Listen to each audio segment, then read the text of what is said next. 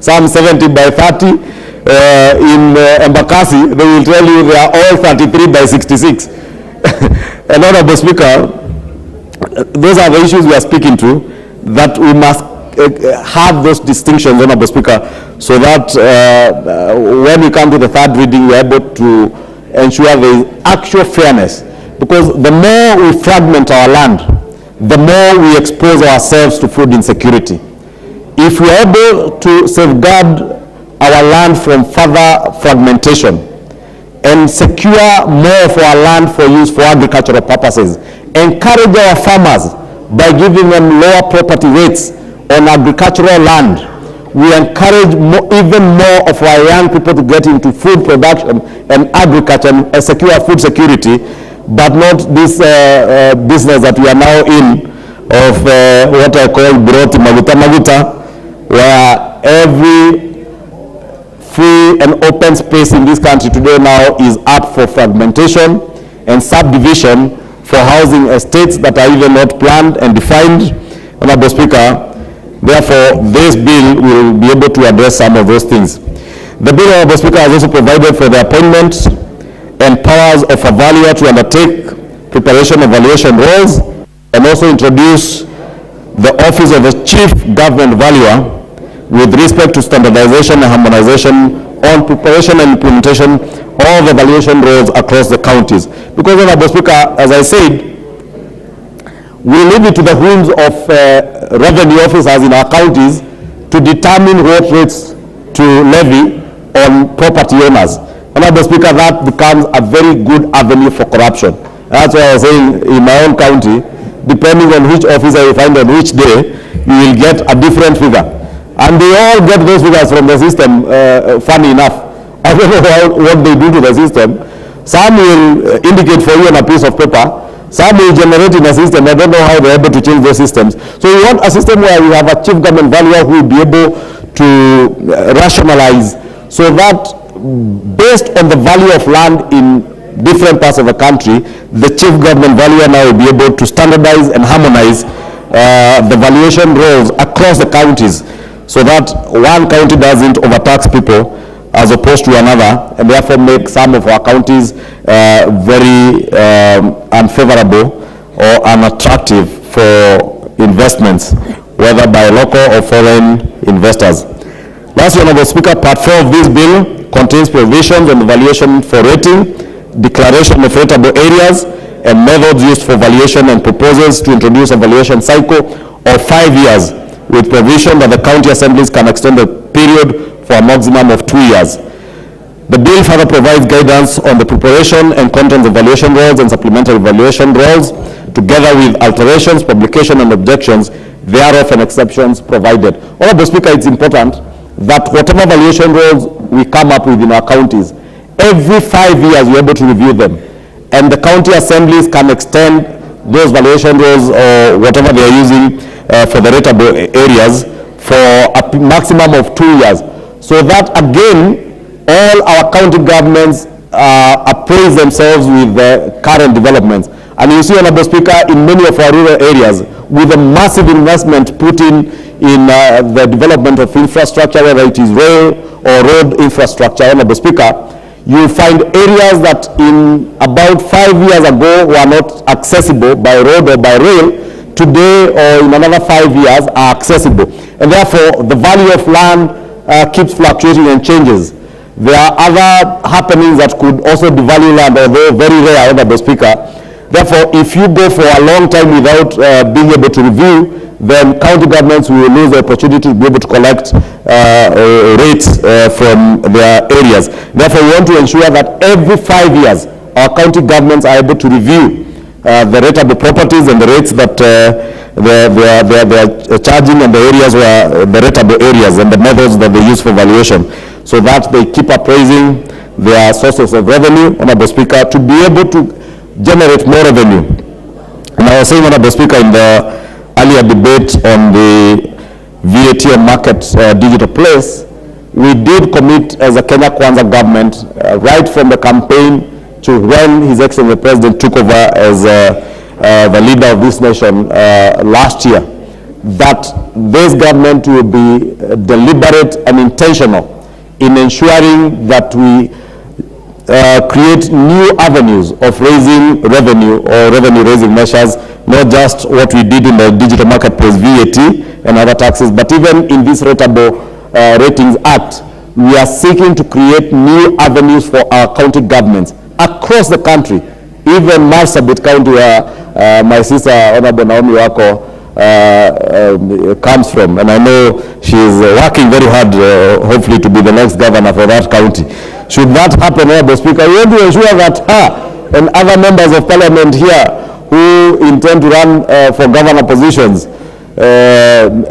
have very good sources of revenue.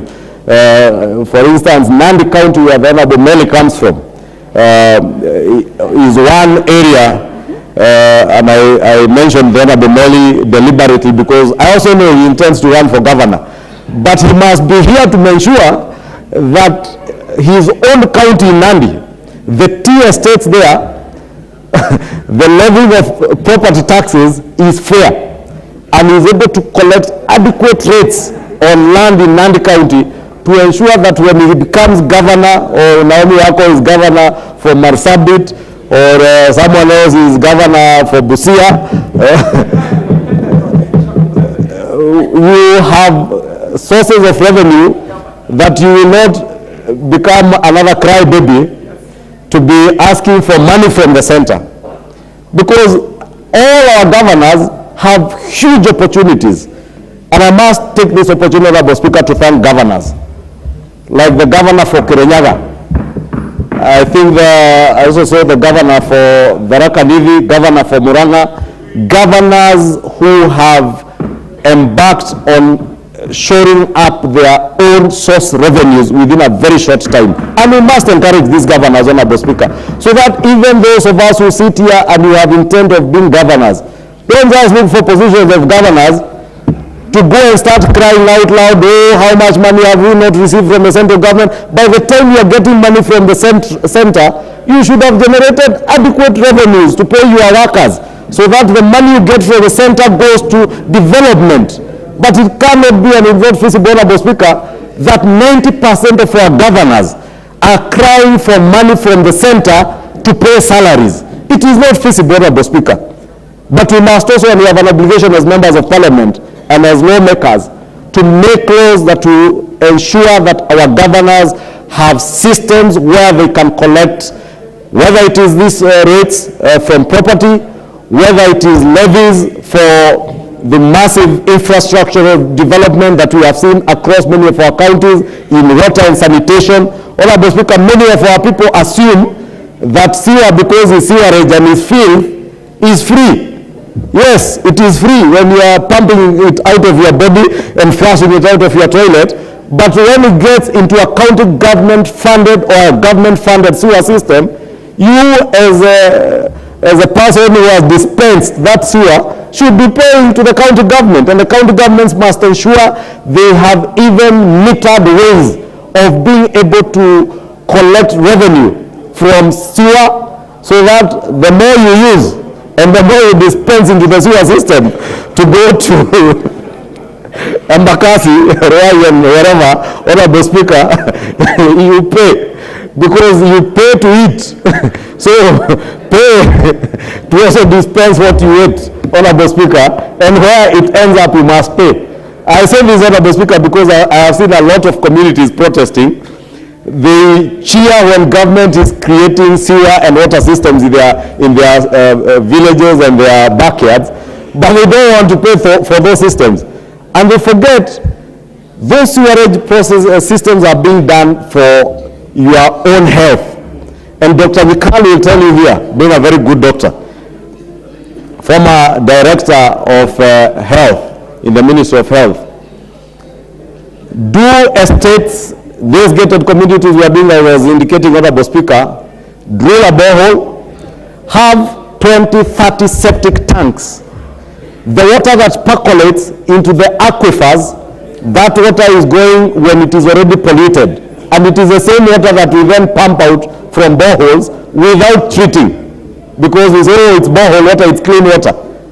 part of it is very dangerous water and dangerous for our health, Honorable Speaker, but land developers and property developers will never let you do this. But as government, as legislators, you have a duty and a responsibility to ensure that the water our people drink is secure and is safe.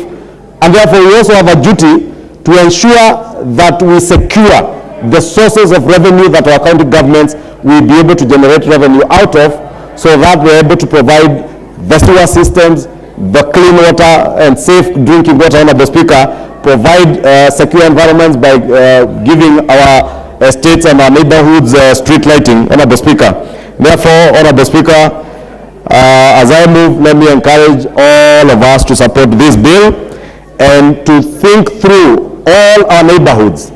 Those who come from our cities, have in mind the housing agenda and the new owners of property. How will someone who owns a studio on the 40th floor of a building in Ziwani pay for rates to the county government because he is enjoying to the 40th floor? He will expect to have clean drinking water and clean water to flush their toilets and use their showers. Therefore, they must be paying something to their county government for the county government of Nairobi to be able to provide that clean water and sewer services in that city. Those of us who come from rural and peri-urban constituencies, let us also have in mind the issues I'm speaking to, and I hope the chair who will be seconding this chair in charge of the lands committee will put in mind the issues I've spoken to on land that is being used for agriculture, so that we also secure and encourage land used for agriculture, because when it becomes fashionable and more profitable to only build brick and mortar, then all agricultural land will end up with brick and mortar, and eventually will become a net importer of food.